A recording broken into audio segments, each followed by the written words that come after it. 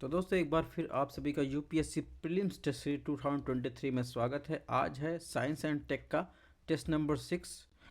और जैसा कि आपको पता होगा कि टेस्ट नंबर फर्स्ट पूरा हो चुका है और उसके 100 क्वेश्चन हमने सेपरेट जो है इंग्लिश और हिंदी में आपको व्याख्या के साथ हमारे टेलीग्राम चैनल पर अपलोड कर दिए हैं।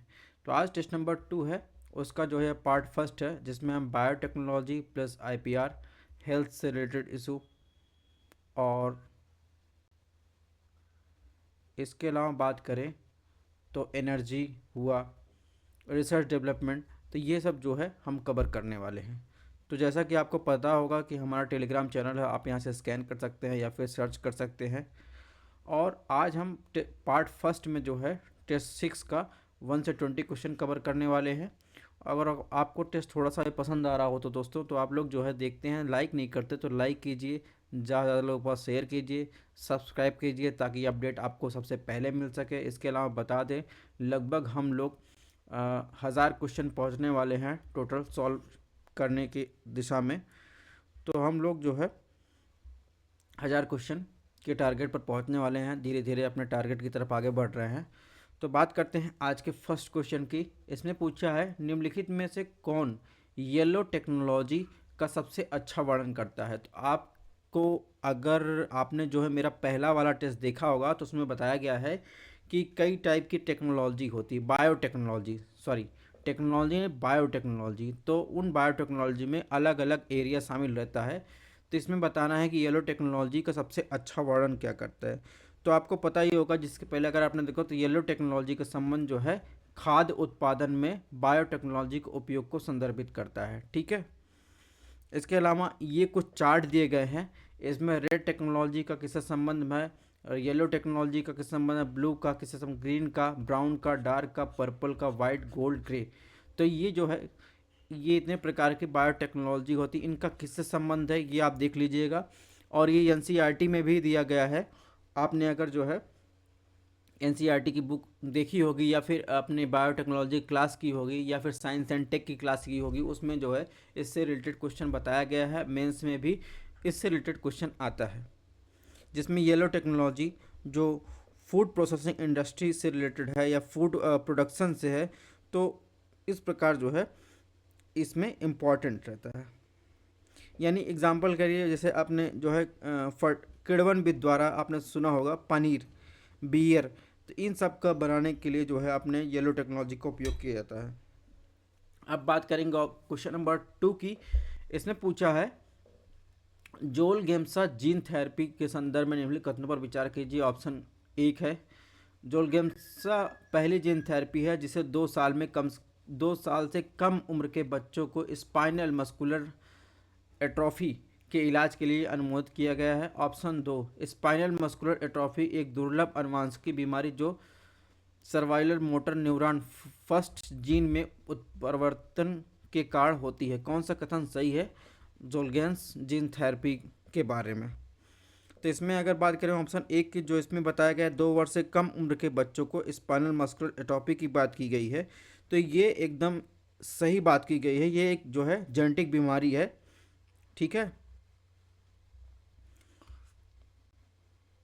ऑप्शन 2 की बात करें तो ये स्पाइनल मस्कुलर एट्रोफी यानी SMA एक दुर्लभ जो है जेनेटिक रोग है जी। ठीक है, और survival motor neuron first gene में उत्परिवर्तन के कारण ये होता है। तो इसमें जो है ऑप्शन सी सही होगा, यानी ऑप्शन 1 और 2 दोनों सही है। क्वेश्चन नंबर 3 की बात करें, 3 में क्या पूछा है। 3 में पूछा है, कार्ड ब्लड बैंकिंग यानी गर्भनाल रक्त बैंकिंग के संदर्भ निम्नलिखित कथनों पर विचार कीजिए। ऑप्शन 1, गर्भनाल रक्त बैंकिंग गर्भनाल और प्लेसेंटा से प्रभावित जीवन रक्षक स्टेम कोशिकाओं को एकत्रित करने और उन्हें भविष्य में उपयोग करने के लिए संग्रहित करने की प्रक्रिया है। ऑप्शन 2, यह रक्त कोशिकाएं कैंसर, रक्त और संबंधित रोगों जैसे रक्तलापता और कुछ प्रतीक्षा विकारों का उपचार कर सकते हैं। कौन सा कथन सही है। ठीक है, ऑप्शन ए है केवल 1, ऑप्शन बी केवल 2, ऑप्शन सी 1 और 2, ऑप्शन डी ना तो 1 ना तो 2। तो कार्ड ब्लड बैंकिंग के बारे में इसमें पूछा है। तो आपने देखा होगा कि जब बच्चा पैदा होता है तो उसके जो नाल होती है, तो गर्भनाल, वो उसमें जो ब्लड होता है उससे उसको जो है इकट्ठा किया जाता है, यानी गर्भनाल रक्त बैंकिंग जो होता है, गर्भनाल और प्लेसेंटा से प्रभावित संभावित जीवन रक्षक स्टेम कोशिकाओं को एकत्रित करने और भविष्य में उनके उपयोग के लिए संग्रहित करने की एक प्रक्रिया है। ठीक है, ऑप्शन एक सही। ऑप्शन दो की बात करें, ऑप्शन दो भी सही है, यानी यह रक्त कोशिकाएं कैंसर, रक्त संबंधी रोगों यानी रक्तलापता, कुछ प्रतिरक्षा सिस्टम विकारों को उपचार कर सकते हैं इससे।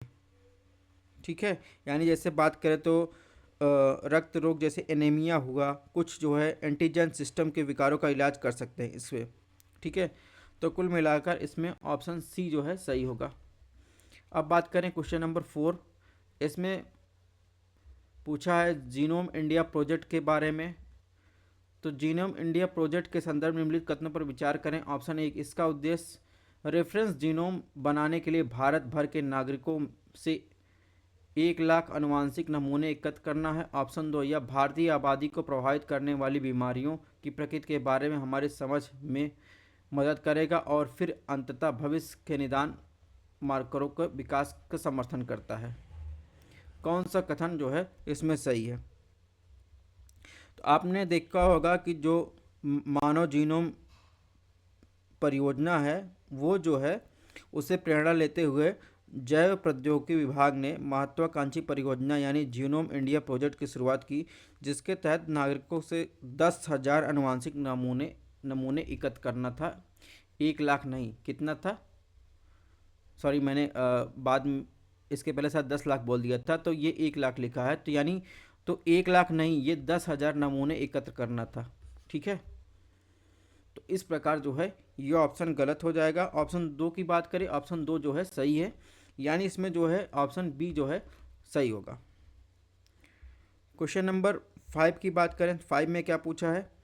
5 में पूछा है मानव पहल के संदर्भ में निम्नलिखित कथनों पर विचार करें। ऑप्शन एक, यह वैज्ञानिक साहित्य और सार्वजनिक डेटाबेस से सभी ज्ञात सूचनाओं को आत्मसात करके दुनिया के सबसे व्यापक मानव एटलस का निर्माण करने की एक पहल है। ऑप्शन दो, यह चिकित्सा उपचार निर्णयों के लिए रोगी विशिष्ट समर्थन को समझने, स्वास्थ्य देखभाल के पूर्व दैनिक मूल्यांकन को समझ करने में मदद करता है। तो आपको बताना है कि मानव पहल के संदर्भ में इसमें दोनों में कौन सा सही है। तो मानव पहल एक मानव एटलस परियोजना है जिसका उद्देश्य मानव जीव विज्ञान का एक खुला और संवादात्मक एटलस बनाना, जो वैज्ञानिक साहित्य सार्वजनिक डेटाबेस से आणविक, सेलुलर और ऊतक जीव स्तर पर डेटा का संकलन और क्यूरेटिक और संश्लेषण करता है। 2019 में नई दिल्ली में शुरू किया गया था।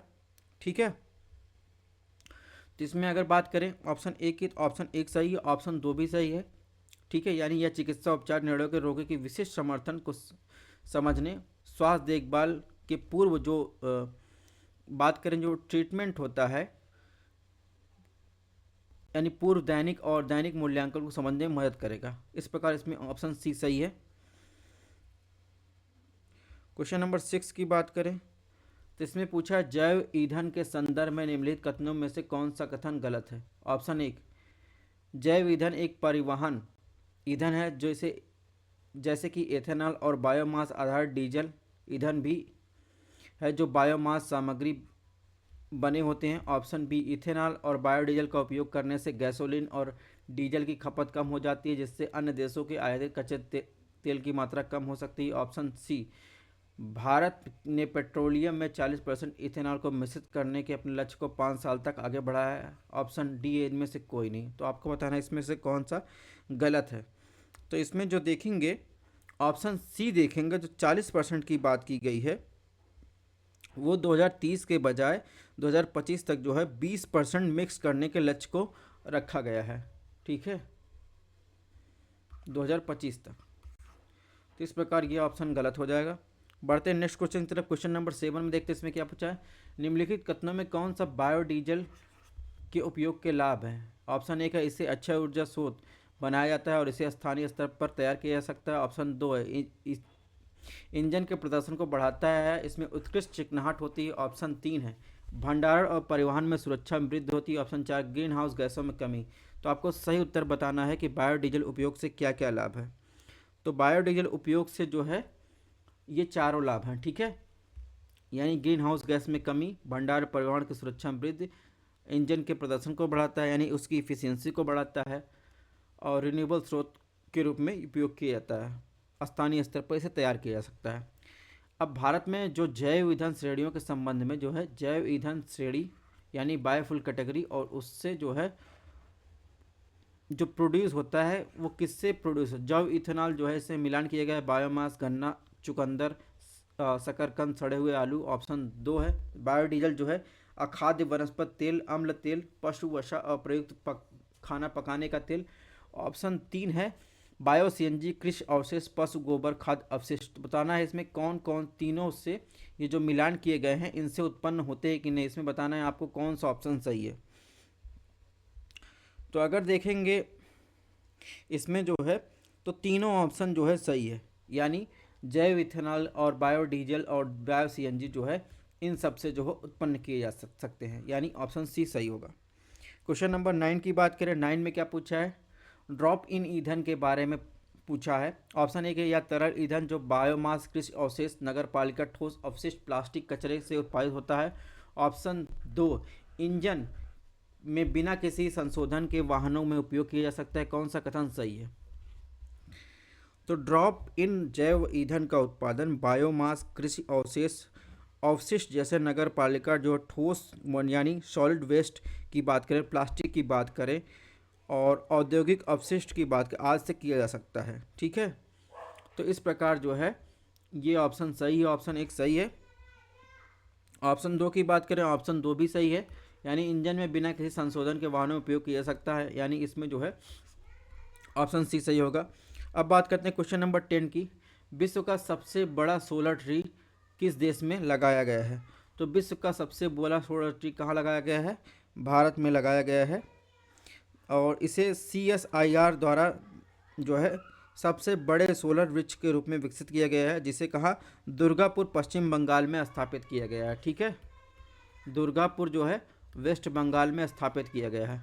क्वेश्चन नंबर 11 की बात करें, 11 में क्या पूछा है, 11 निम्नलिखित कथनों में कौन सा हाइड्रोजन ईंधन सेल के संबंध में सही है? ऑप्शन 1 है या रासायनिक प्रतिक्रिया के माध्यम से बिजली का उत्पादन कर सकता है। ऑप्शन 2 या अन्य ऊर्जा स्रोतों की तुलना में यह कार्बन डाइऑक्साइड की एक बहुत छोटी सी राशि उत्सर्जित करता है।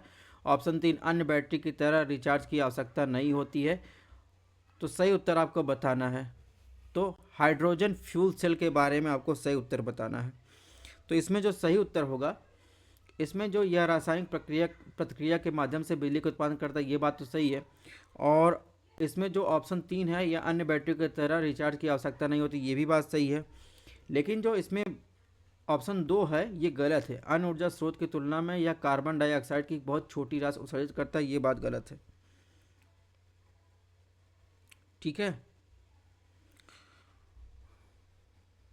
तो इस प्रकार जो है इसमें ऑप्शन सी सही होगा। क्वेश्चन नंबर 12 की बात करें, 12 में क्या पूछा है, राष्ट्रीय पवन सौर ग्रिड हाइब्रिड नीति जो है यानी national wind solar hybrid policy के बारे में कौन सा कथन सही है? ऑप्शन 1 है यह नीति नवीन और नवीकरणीय ऊर्जा मंत्रालय के तहत शुरू की गई थी। ऑप्शन 2 यह नीति AC और DC दोनों स्तरों पर ऊर्जा स्रोतों के एकीकरण को प्रावधान करती, कौन सा कथन सही है? तो इसमें देखेंगे ये जो बात की गई है इसमें दोनों ऑप्शन सही है। ठीक है, यानी नेशनल विंड जो सोलर हाइब्रिड प्लान है वो नवीन और नवीकरणीय ऊर्जा मंत्रालय द्वारा स्वीकृत की गई थी। ठीक है, और यह नीति AC और DC दोनों स्तरों पर ऊर्जा स्रोतों के एकीकरण को प्रावधान करती है।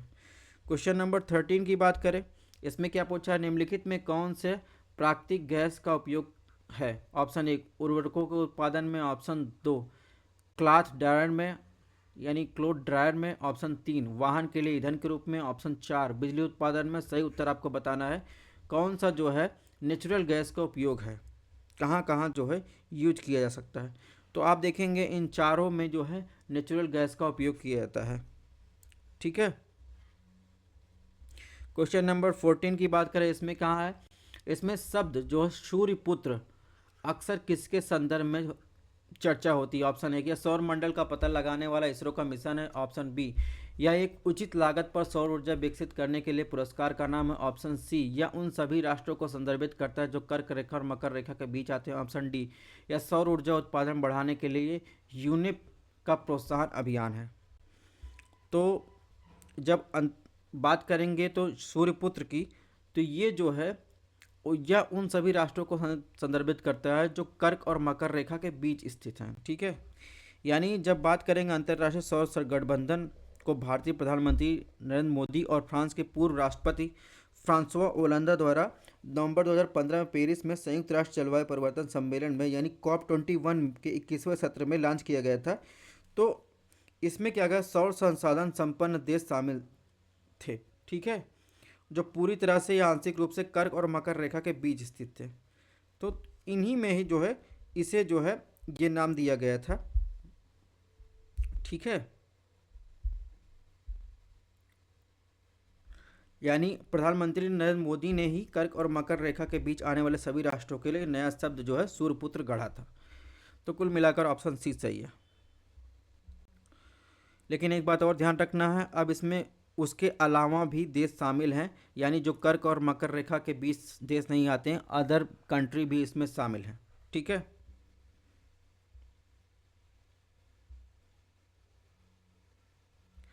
अब बात करें क्वेश्चन नंबर 15। इसने पूछा है राष्ट्रीय परिवार स्वास्थ्य सर्वेक्षण किसके द्वारा जारी किया जाता है। तो ये आपको पता ही होगा। तो राष्ट्रीय परिवार स्वास्थ्य सर्वेक्षण जो है ये स्वास्थ्य और परिवार कल्याण मंत्रालय द्वारा जारी किया जाता है। ठीक है, और अभी हाल ही में जो है ये जारी किया गया था, जिसमें 17 राज्यों 5 केंद्र शासित प्रदेशों के लिए पांचवा जो है NFHS डाटा जो है जारी किया गया था। ठीक है, इसका मुख्य उद्देश्य की बात करें तो इसके दो मुख्य उद्देश्य हैं इसको जारी करने के, यानी सूचित निर्णय लेने और नीति कार्यक्रम में हस्तक्षेप उद्देश्यों के लिए स्वास्थ्य और परिवार कल्याण मंत्रालय अन्य एजेंसियों द्वारा आवश्यक डाटा प्रदान करता है। दूसरे उद्देश्य की बात करें तो महत्वपूर्ण उभरते जो स्वास्थ्य और परिवार कल्याण के मुद्दे के बारे में जानकारी प्रदान करता है। तो ये इसके दो उद्देश्य हैं, इसी वजह से जारी किया जाता है। क्वेश्चन नंबर 16 की बात करें, 16 में क्या पूछा है, इसमें पूछा है जो अस्थाना घोषणा थी, कभी कभी समाचार पत्रों में रहता है, वो किससे संबंधित है। ऑप्शन ए है कैस्पियन सागर के संरक्षण के लिए मध्य एशिया देशों के बीच समझौता। ऑप्शन बी है या प्राथमिक स्वास्थ्य देखभाल और सार्वभौमिक स्वास्थ्य कवरेज प्रदान संदर्भित करता है। ऑप्शन सी या हिमालय जैव विविधता को बचाने के लिए जन आंदोलन संबंधित है। ऑप्शन डी तेल उत्पादन में आत्मनिर्भर होने का समझौता। तो आपको बताना अस्थाना जो है घोषणा यानी डिक्लेरेशन किससे संबंधित है। तो आपको पता होना अस्थाना कहाँ है, कजाकिस्तान में। और WHO द्वारा आयोजित जो है प्राथमिक स्वास्थ्य देखभाल पर वैश्विक जो ग्लोबल समिट हुआ था, दुनिया भर में प्राथमिक स्वास्थ्य की देखभाल की महत्वपूर्ण भूमिका पर जोर देते हुए अस्थाना घोषणा का समर्थन किया था। तो कुल मिलाकर यह जो है प्राथमिक स्वास्थ्य देखभाल और सार्वभौमिक स्वास्थ्य कवरेज प्रदान करने को संदर्भित करता है। ठीक है,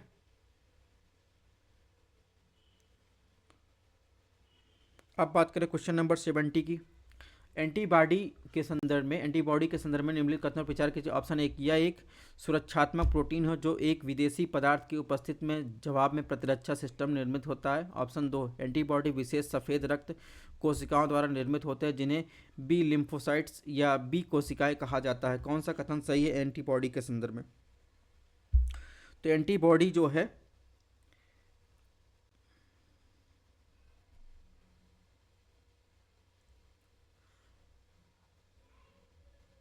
तो एंटीबॉडी शब्द जो है ये पॉल एर्चिल ने 19वीं शताब्दी के अंत में अपने पार्श्व श्रृंखला सिद्धांत में एंटीबॉडी शब्द घड़ा था। ठीक है, एंटीबॉडी की बात करें जिसे इम्यूनोग्लोबिन भी कहा जाता है, वो एक सुरक्षात्मक प्रोटीन होता है जो विदेशी पदार्थ की उपस्थिति के जवाब में जो है एंटीजन यानी प्रतिरक्षा सिस्टम निर्मित होता है जिसे एंटीजन कहा जाता है। ठीक है, तो इस प्रकार देखेंगे इसमें ऑप्शन एक सही है। और एंटीबॉडी विशेष सफ़ेद रक्त कोशिकाओं द्वारा निर्मित होते हैं जिन्हें बी लिम्फोसाइट या बी कोशिकाएं कहा जाता है। तो ऑप्शन दो भी सही है, यानी इसमें जो है देखेंगे तो क्या सही है, इसमें जो है इसमें एक और दो दोनों सही है, तीसरा ऑप्शन है ही नहीं। ठीक है, यानी इसमें एक और दो दोनों सही, यानी ऑप्शन ए जो है सही होगा। ठीक है,